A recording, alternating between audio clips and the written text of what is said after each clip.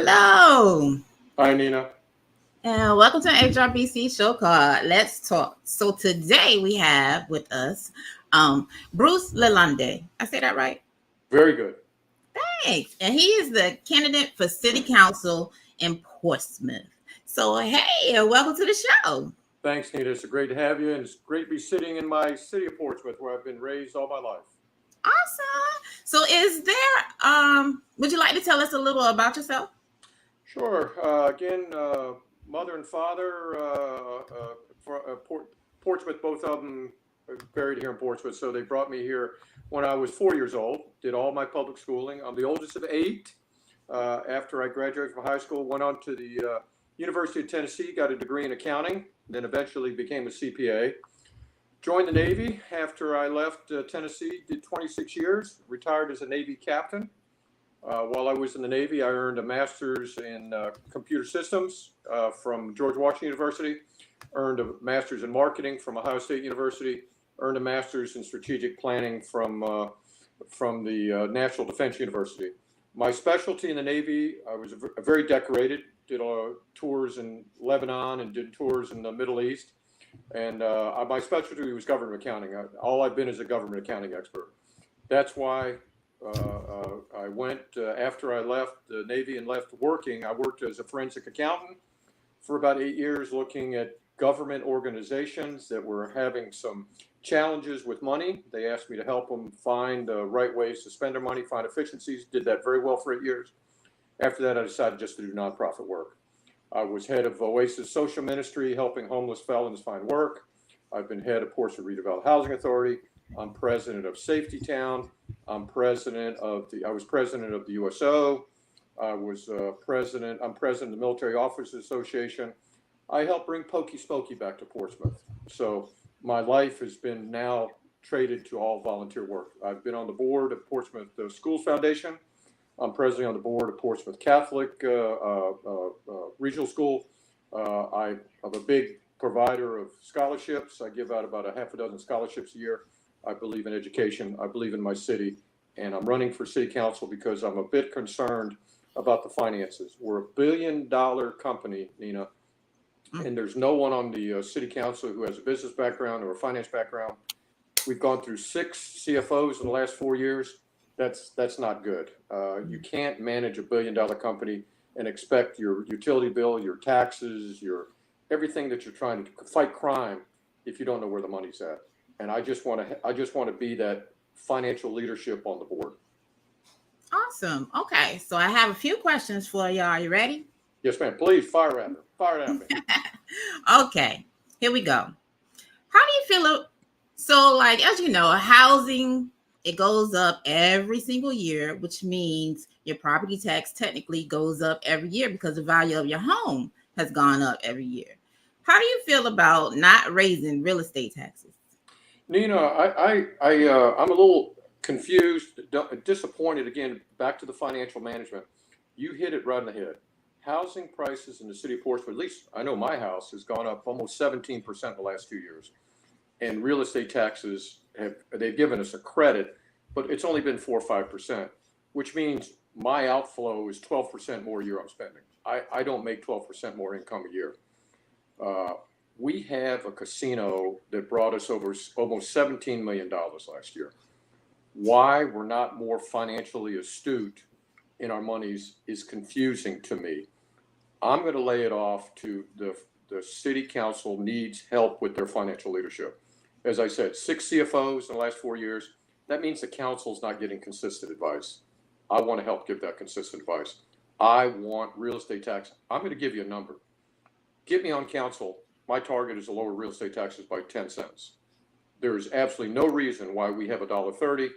Even if you do the credit, $1.25, there is absolutely no reason, given the way our housing values have gone up. Portsmouth is building some great neighborhoods. They're $350,000 houses, all right?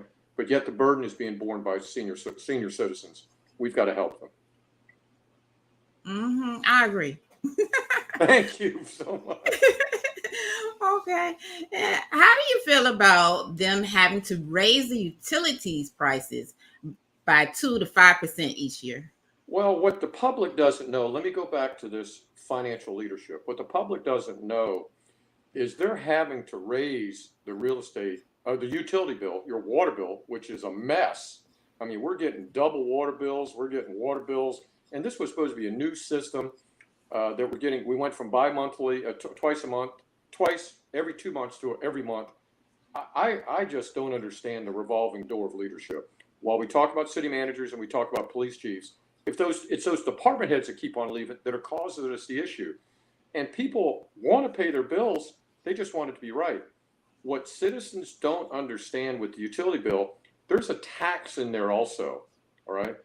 So to balance the budget at city council, they've been moving money out of the utility fund to pay for our regular taxes. You know, they say, oh, we're going to lower your real estate taxes. Well, you can't lower your real estate taxes unless you cut expenses somewhere.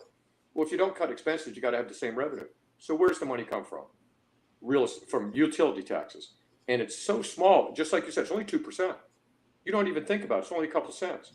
But 2% over what all the water bills are makes that deficit up the city doesn't have. So we're poking holes to make things balanced. But again, bottom line, $17.3 million from the casino. Why isn't my quality of life, particularly my taxes, better?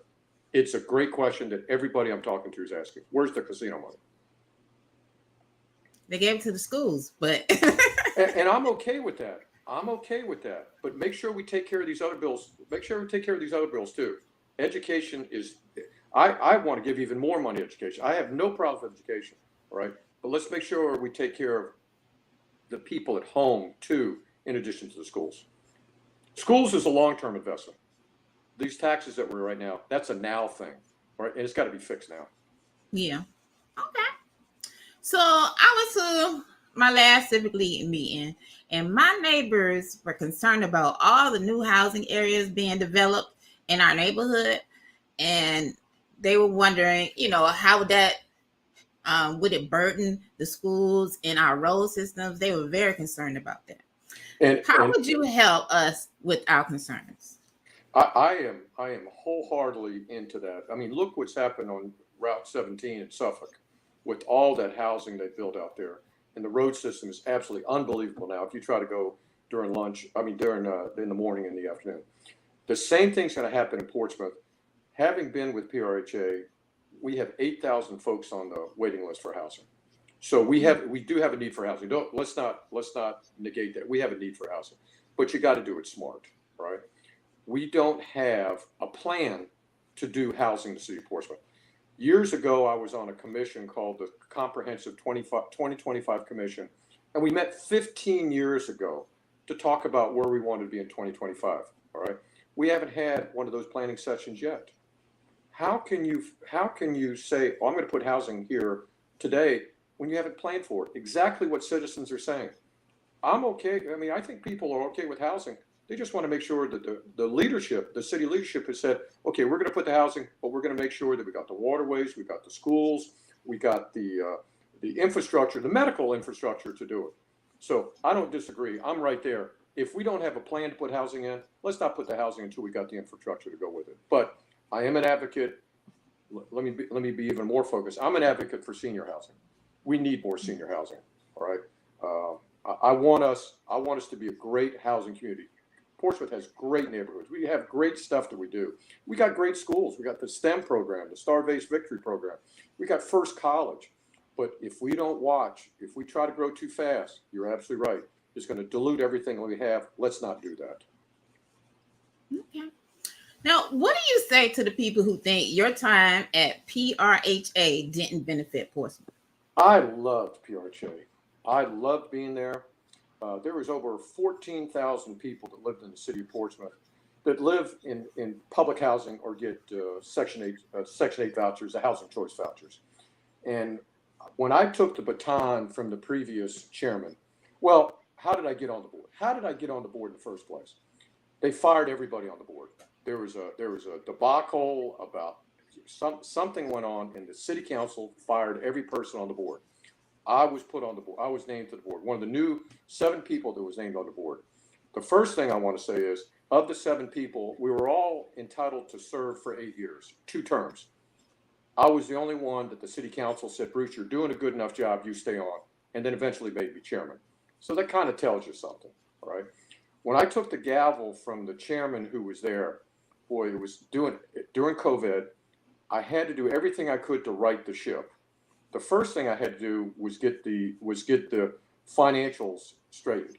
When I took it over from the previous chairman, we were using lines of credit to pay payroll. By the time I left 3 years later, we had $16 million in the checking account. That's number one. That's the good thing. Secondly, we had projects that were going on Effingham Street. We had projects that were going on in Lexington Place. They were getting stalled with city council because the previous chairman had alienated our liaison with the city council. And I had to repair that issue that we had to finally get moving on housing. So now if you go to Lexington Place, you see some beautiful homes at Lexington Place. And on Effingham, Holly Point is a very beautiful workforce-related housing. So I thought we did good there. The third thing was crime. When I took the gavel from the previous chairman, 22% of violent crime was happening in public housing. That's what everybody says. Hey, it's public housing, right? And I said, we're going to fix it. The previous chairman liked to have meetings in the staff building that we have at South Street. I said, no, we belong out where the people live. So every board meeting, we moved out of the headquarters and went to where housing was. Hamilton, Starboard, Phoebus, Dale Homes, Swanson. I said, I want the residents to say, hey, we need your help. And I wanted our folks to see it.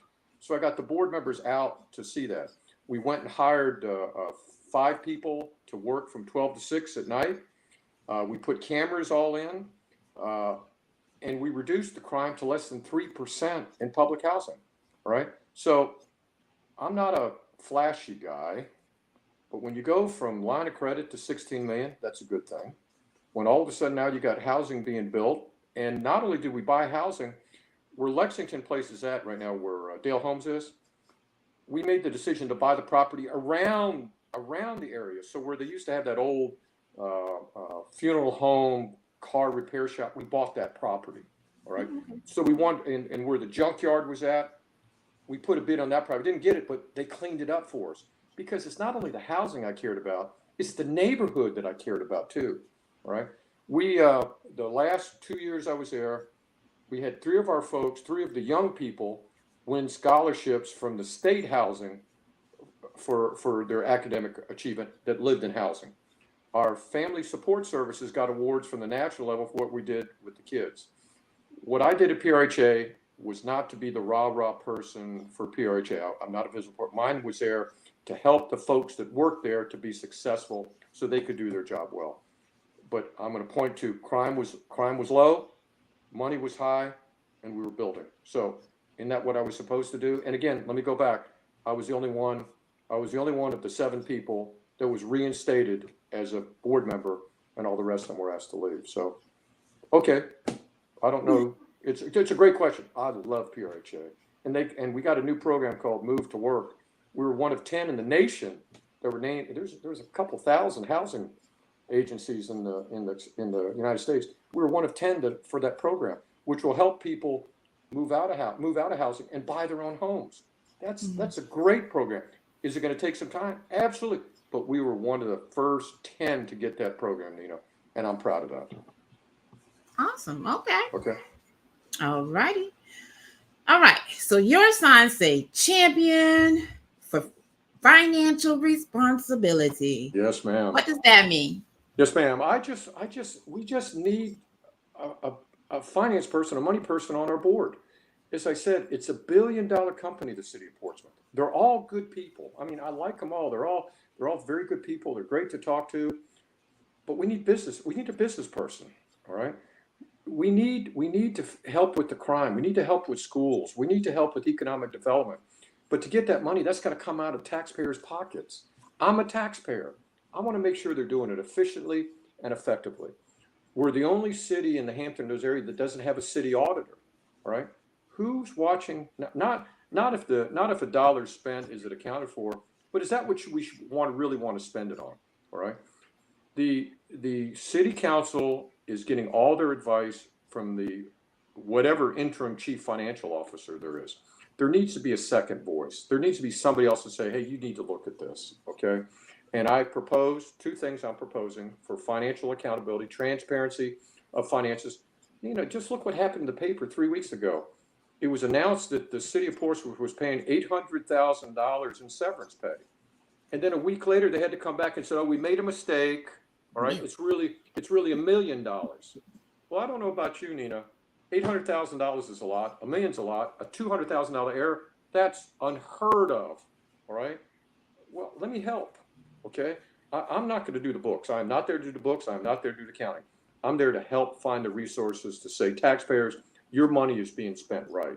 So that's what it's about, financial accountability. I'm going to challenge the folks to say, are you spending the $1 billion the way we want you to spend it? Okay. Not how you think it ought to be spent. Okay. Okay. You started off by the real estate taxes. We're so high. Come on, cut me a break. We put a casino in this town for a reason. That was to help us. I don't see where it's helping us right now. Yeah, me either. Nina.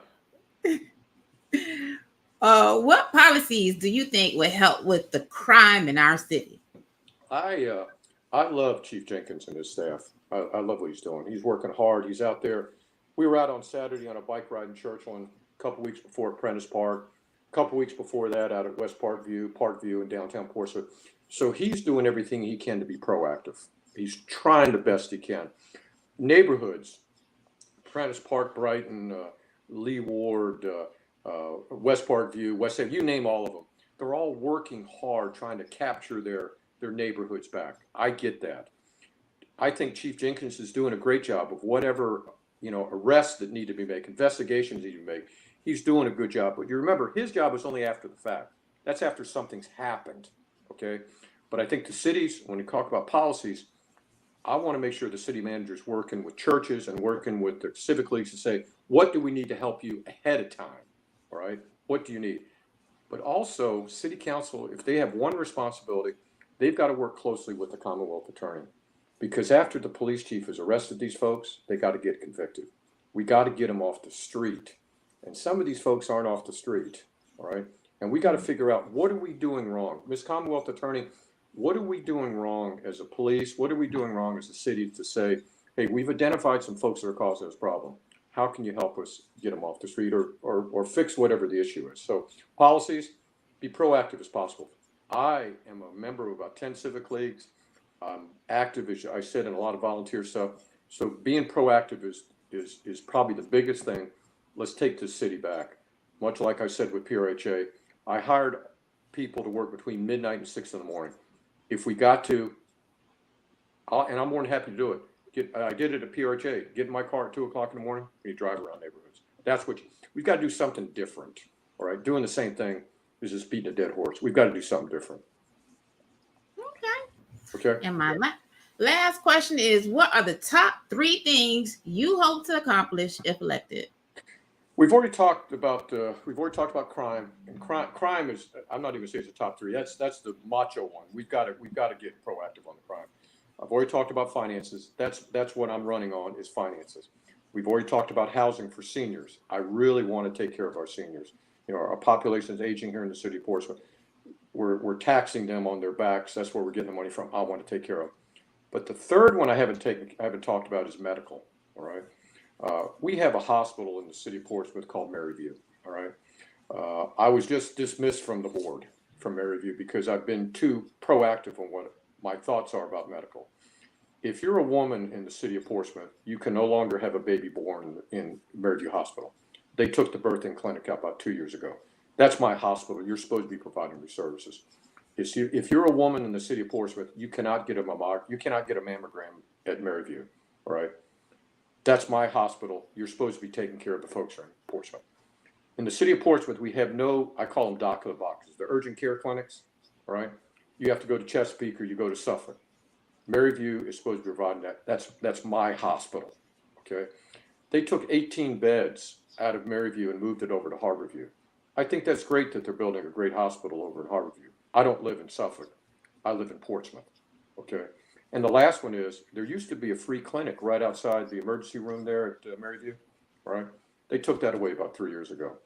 I am so upset about medical care in the city of Portsmouth.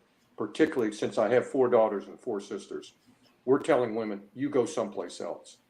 We don't want you to have babies here. We don't want to take care of breast cancer. And breast cancer is the leading, breast disease, breast cancer, heart disease is the number 1 killer of women. Okay. We don't have emergency care. We don't have urgent care, right? So either you go to the emergency room or you try and find something else. So I'm adamant about that. I got so vocal on it. They said, "Hey, you're not a team player." Well, I am a team player. I live in Portsmouth, right? And I want good schools, right? I want good neighborhoods. But more than anything else, when I'm hurt, I want my hospital to take care of it. It's the only hospital we have here. We're not like Norfolk and Virginia Beach and Suffolk that have, they have more hospitals. But we're a town of 96,000 people, and we got a hospital that's not taking care of us. Okay. A lot of people, they don't think about it. You don't think about medical until you need it. All right. Well, you shouldn't have to think about it. You should know it's there. Yeah.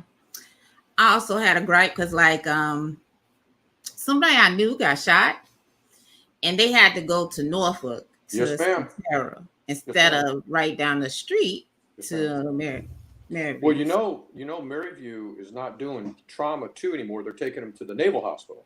All right. Oh. So we're not even using Maryview for that. So what is Maryview supposed to be doing then? Okay. That's much like the casino money. That's our money. That hospital is our hospital. Take care of me. Okay. And back to seniors. And seniors are the ones that need the most. Okay.